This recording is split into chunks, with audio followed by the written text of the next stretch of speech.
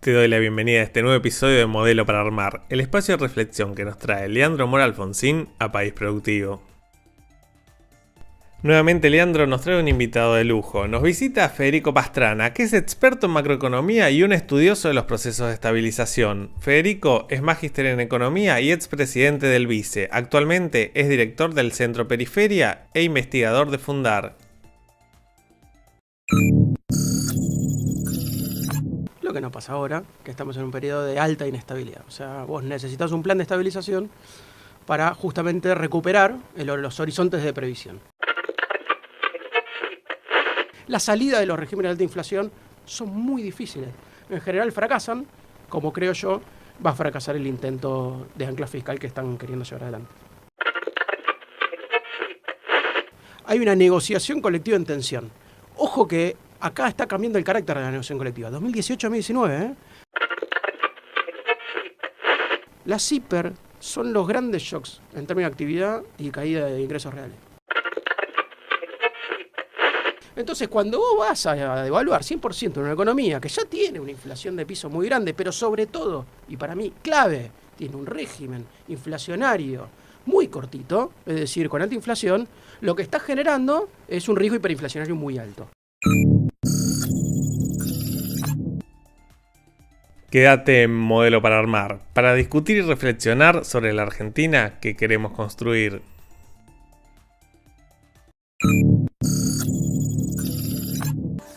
Vamos a corrernos nuevamente de lo que es industria, sectores industriales o aspectos de política industrial, porque la macro manda. Y en este momento que la macro manda tenemos que hablar uno de los tópicos que más hemos tratado en el año, que lo hemos charlado ya con Haroldo Montagu en este mismo podcast, con Martín Rapetti, ha venido Culfas a hablar de esto, y hoy nos visita un macroeconomista también de lujo. Él es magíster en economía, fue presidente del BICE y es director de Centro Periferia y actualmente es investigador en Fundar, la Fundación Fundar. Él es Federico Pastrana. Fede, muy bienvenido acá a País Productivo y particularmente a Modelo para Armar. Gracias por la invitación. No, por favor, a vos. Y vamos a hablar de estabilización, que es un punto. Estuve leyendo muy atentamente las publicaciones que en las últimas semanas desde Fundar, vos con Sebastián Echemendi han estado publicando. Además tus intervenciones en redes sociales, que las recomiendo, las redes sociales de Federico, que sigue estos temas. Me gustaría ir por lo básico y después ir llegando al hoy, ¿no? Pero, ¿qué se entiende por estabilizar? ¿Qué se entiende por estabilización para el empresario pyme que nos está escuchando? La estabilización se trata de, en general, romper lo que pasaba antes, que es un periodo de inestabilidad. Y los periodos de inestabilidad en general están relacionados con alta volatilidad nominal, básicamente alta inflación. Entonces la estabilización de lo que se trata básicamente es bajar la inflación, sostener la baja y estirar los horizontes de previsión. Es decir, que vos sepas qué pasa de acá a un año o creas saber lo que pasa de acá a un año. Básicamente lo que no pasa ahora, que estamos en un periodo de alta inestabilidad. O sea, vos necesitas un plan de estabilización para justamente recuperar los horizontes de previsión. ¿Sí? Eso obviamente tiene en términos productivos consecuencias muy muy claras, básicamente con la inversión, ¿no? Cuando uno hace una inversión tiene que tener un horizonte de previsión largo, y una de las cosas que pasan es que la inversión productiva grande, sobre todo construcción de plantas o ampliaciones importantes en las pymes, suelen postergarse en un periodo de inestabilidad, ¿no? Bien, y vos recién decías justamente lo que no pasa hoy. Y ahí me gustaría que hagamos el primer doble clic. ¿Cómo llega la Argentina a este momento en el que un nuevo gobierno habla de una estabilización, que ya nos vamos a meter en qué entienden ellos por estabilización, pero ¿cómo está llegando la Argentina hoy a este momento? Bueno, mal, ¿no? Básicamente está llegando muy mal. ¿Por qué está llegando muy mal? Porque lo que pasa en Argentina es que hay un deterioro progresivo, bastante particular, porque claro, los deterioros progresivos, cuando vos tenés alta inflación, son vía ingresos reales, vía confusiones, distorsiones, le llamamos los economistas a veces.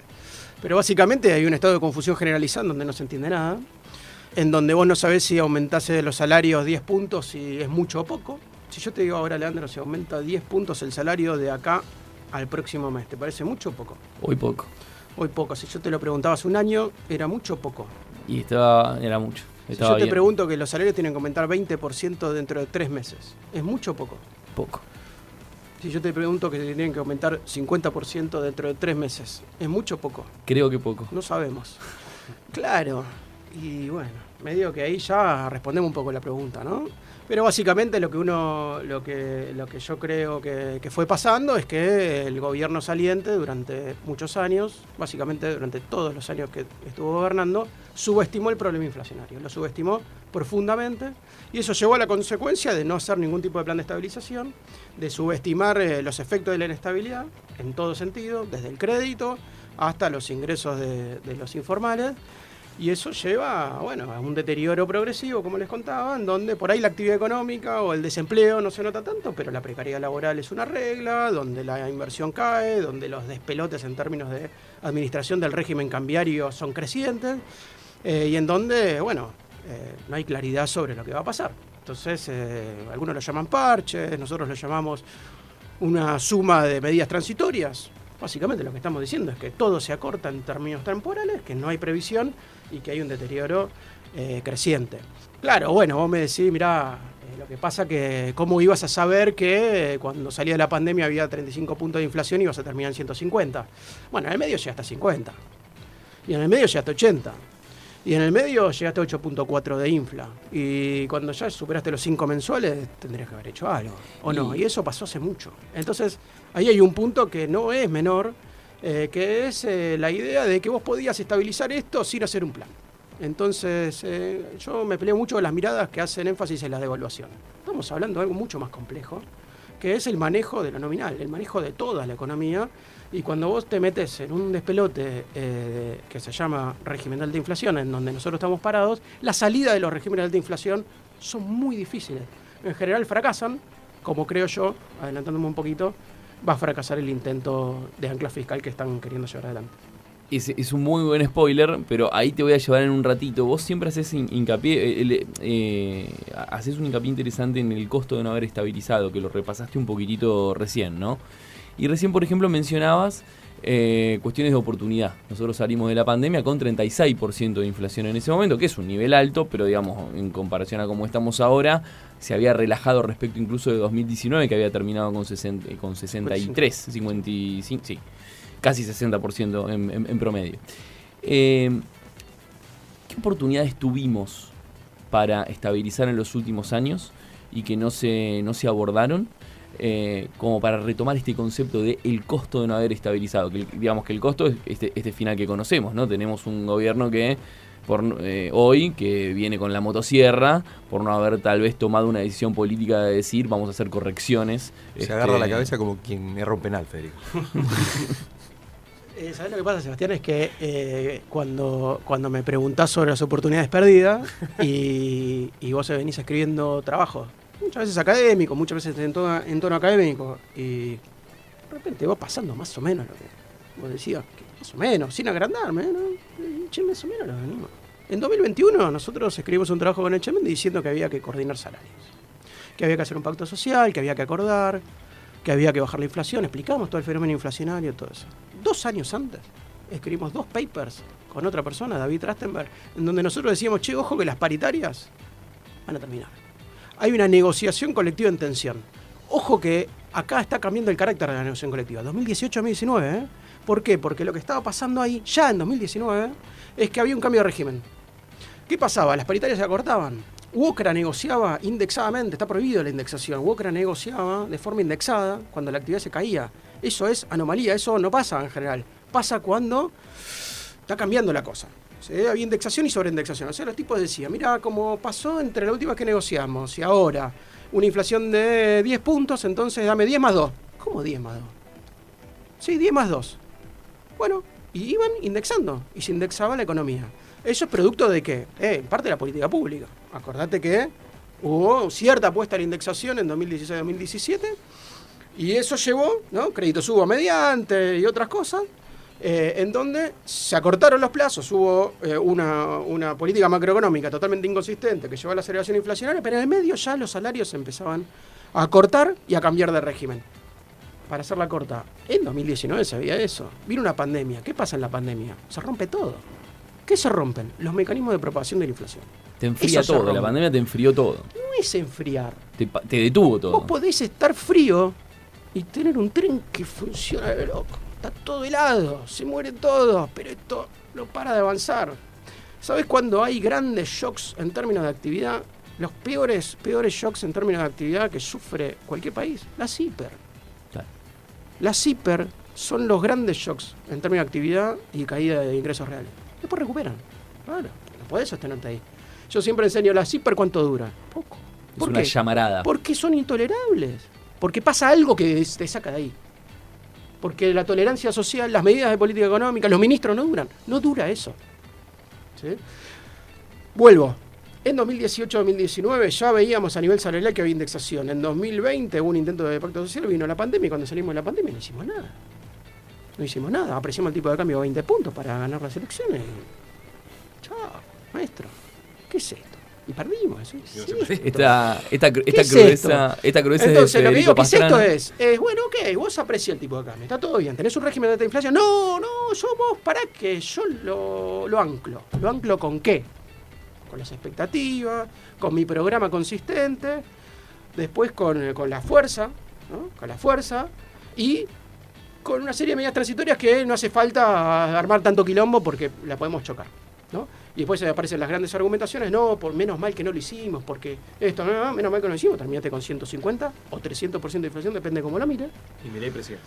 Y un cambio de régimen enorme que aumenta los riesgos de hiperinflación enormemente por las medidas que está tomando, pero en el marco de una subestimación del proceso inflacionario enorme. Esta crudeza es de Federico Pastrana, que hoy nos acompaña, macroeconomista, y los papers al que se refirió los vamos a estar compartiendo tanto en nuestras redes sociales como en Spotify. Ustedes pueden estar escuchando País Productivo en Spotify y ahí vamos a estar también dejando la información que Federico nos comparte para que puedan hacer un doble clic y leer, que es interesantísimo todo lo que se puede compartir. Y ahora sí voy al spoiler que dijiste antes. Te voy a ahorrar la parte descriptiva. Nosotros esta semana, al momento de grabar esto que están escuchando, que está saliendo domingo a la mañana por Radio del Plata, hemos atravesado una semana donde se anunció un ajuste. Se anunció un ajuste con una reducción fiscal muy fuerte, con aumento de impuestos, que incluso es para también discutir, pero me parece que incluso es más importante que la reducción fiscal, y una depreciación discreta del tipo de cambio que lo ha llevado de 116%, que lo ha llevado a 800 pesos, sin tener todavía claridad sobre qué va a pasar con restricciones cambiarias y demás. Y eso es el intento de estabilización, de corrección de precios relativos para iniciar una estabilización. Recién Federico nos decía, eso no va a funcionar. La pregunta que quiero dispararte, Fede, para que puedas desarrollar tranquilo es, ¿por qué crees que no va a funcionar? Y segundo, ¿qué otras alternativas había? ¿Qué alternativa había para hacer una estabilización más racional y más cuidadosa, sobre todo, de la gente más vulnerable, ¿no? Vamos por la primera.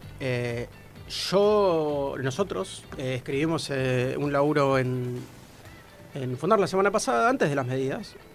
Obviamente nosotros tenemos las medidas anunciadas, son 10 medidas, y después entrevistas, ¿no? Entonces, y en ese paquete no aparece ningún tipo de medida compensatoria más que un aumento de la asignación universal por hijo y un aumento de la tarjeta alimentar a la mitad de la asignación universal por hijo. ¿Saben quiénes cobran la tarjeta alimentar? Los de la asignación universal por hijo. ¿Y por qué cobran? Porque cobran más. ¿Por qué? Porque lo necesitan más. Y van a aumentar más la asignación universal por hijo que la tarjeta alimentar. Es al revés, maestro. Tenés que aumentar más la tarjeta alimentar porque va al sector más vulnerable. Bueno, aparece mucha confusión, medidas que, la verdad, lo que sí aparece con claridad es que hay una apuesta al ancla fiscal, con mucha claridad, una apuesta al ancla fiscal, una apuesta a reducir la brecha lo más rápido posible, con una decisión muy fuerte de devaluar más del 100%, ¿no? En una economía, como decíamos, con alta inflación y acortamiento de contratos. ¿Qué pasa en una economía cuando se acortan los contratos? Bueno, lo que pasa es que la sensibilidad de la inflación es más alta. Y se lo puedo explicar largamente. Pero básicamente lo que pasa es que si hoy yo meto un shock de 100% de inflación y eso me repercute en aumentarme 15 puntos la tasa mensual de inflación. Lo que pasa es que al mes siguiente, cuando yo tengo que renegociar el contrato, pues lo renegocio mensualmente, le meto esa inflación adentro. Y entonces el piso de costos del día del mes siguiente va a tener esa inflación adentro. ¿Sí? La inflación del shock.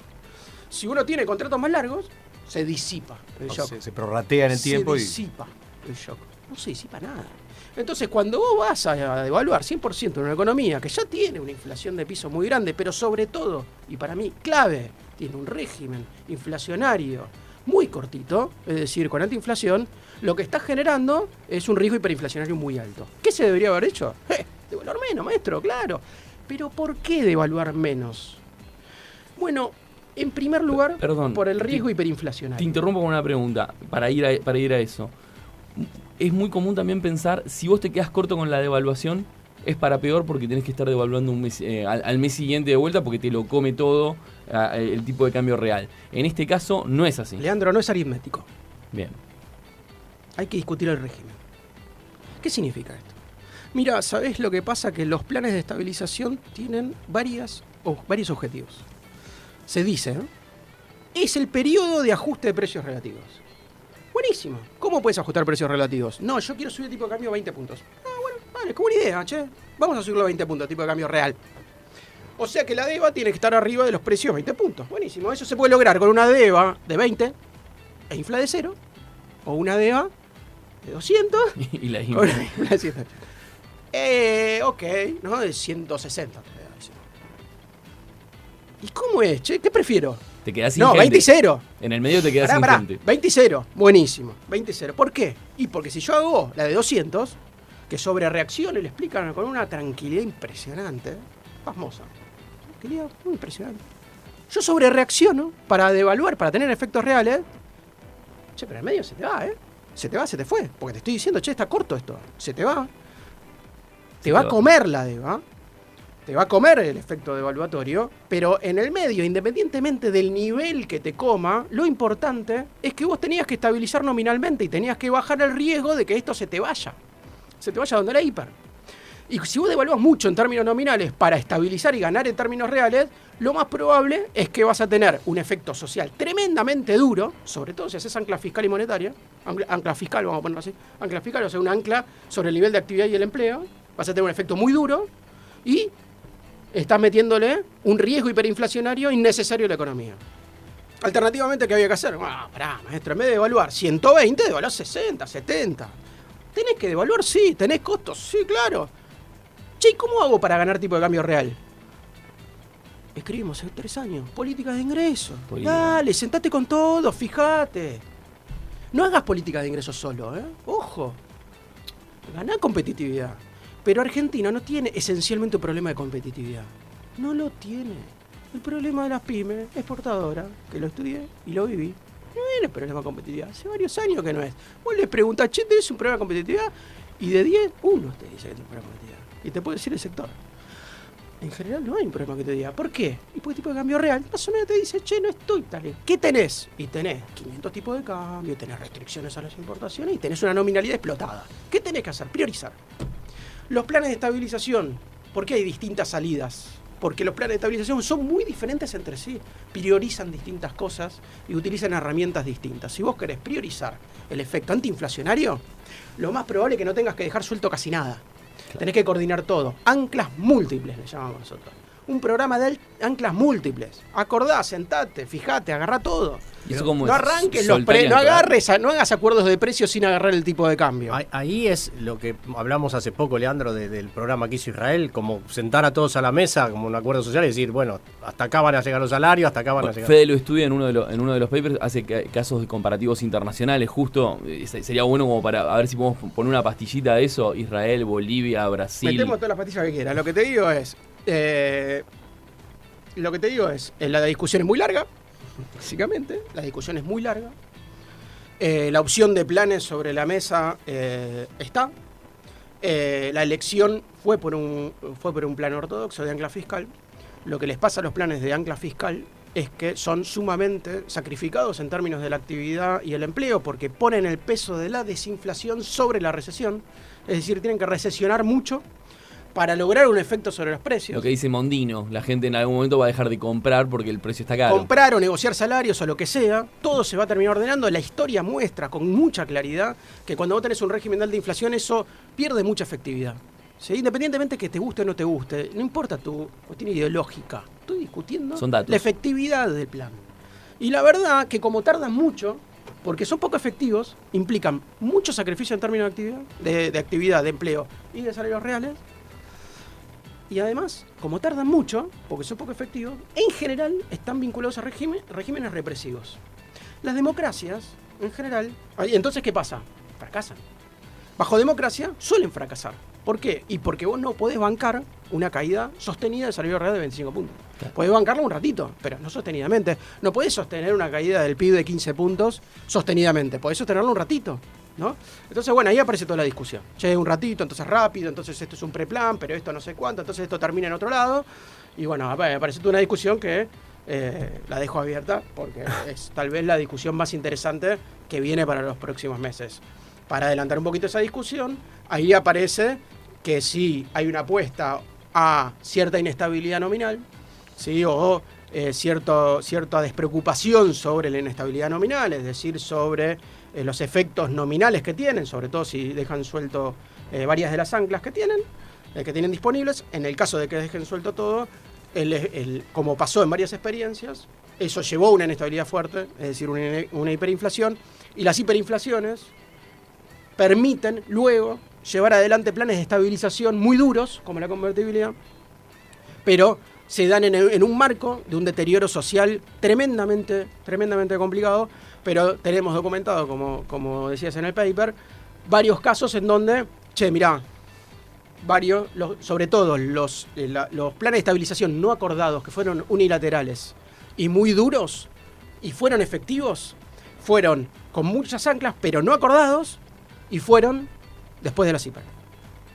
Muchísimos puntos quedan abiertos, como bien decía Fede. A mí me parece que esto va a requerir un capítulo 2 en enero o febrero, porque también hay una película acá. Así que te vamos a hacer extensiva esa invitación, si es que no nos vas un mes entero o un mes y medio entero. Seguro que no. En algún momento del verano me encantaría retomar muchas definiciones, política de ingresos, el tema de las anclas múltiples, cómo debería ser una estabilización y por qué habría que hacer distinto lo que se anunció esta semana. Quiero hacerte una última pregunta porque me quedó picando una declaración que salió en la semana del ex viceministro Rubinstein, que dijo: si hubiéramos aplicado un plan de estabilización en octubre, el final hubiera sido distinto. Está mal que lo haya salido a decir, pero ¿eso era posible? O sea, si en octubre, cuando asume Massa, o en agosto, hubiera aplicado un plan de estabilización, ¿cambiaba el final? Seguro que cambia el final. Los planes de estabilización nunca tienen el éxito garantizado. Pero lo que sí está claro que el deterioro estuvo y fue muy fuerte en términos inflacionarios y en términos de régimen económico. Siempre cuando uno tiene que optar por plan sí, plan no, al optar por el no, está optando por la inestabilidad, por llevar adelante una cosa que no se va a sostener. ¿Se entiende? Digo, es insostenible. Entonces, en algún momento aparece el plan. Nosotros decimos, mira, el plan de estabilización no tiene que ver con uno o con otro. El plan de estabilización se impone. ¿Por qué se impone un plan de estabilización? Porque la infla no para.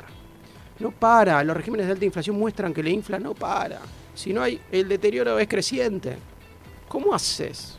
No podés frenar esto si no es con un plan de estabilización. Entonces, una cosa es frenar la inflación del 10% y otra es del 150%. Entonces, cuando estás en 150 para arriba, olvídate. Solo un plan de estabilización frena esto. ¿Qué tipo de plan? No sé. Discutís un montón de cosas. Uno más efectivo, otro menos efectivo. Pero solamente un plan lo frenaba. Por eso, el plan de estabilización no era una elección. Era una necesidad. Iba a suceder. Y con estas definiciones cerramos este capítulo 1 de Fede Pastrana en Modelo para Armar. Me parece que para el segundo ya hasta vamos a tener que negociar prima y pase como los jugadores de fútbol, Fede. Te agradecemos muchísimo por acercarte hasta acá. Para nosotros es muy valioso, más en estos momentos. Necesitamos muchísimo este análisis y recomiendo fuertemente, y lo van a poder encontrar en nuestras redes y en Spotify, los links a las últimas publicaciones de Federico en Fundar y en Centro Periferia. Así que, Fede, muchísimas gracias. Gracias por la invitación. Gracias.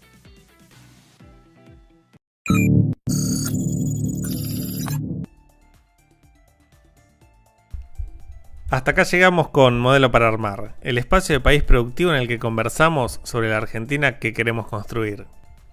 Para estar informado de la actualidad de las pymes, la producción y el trabajo, entra a paisproductivo.com.ar.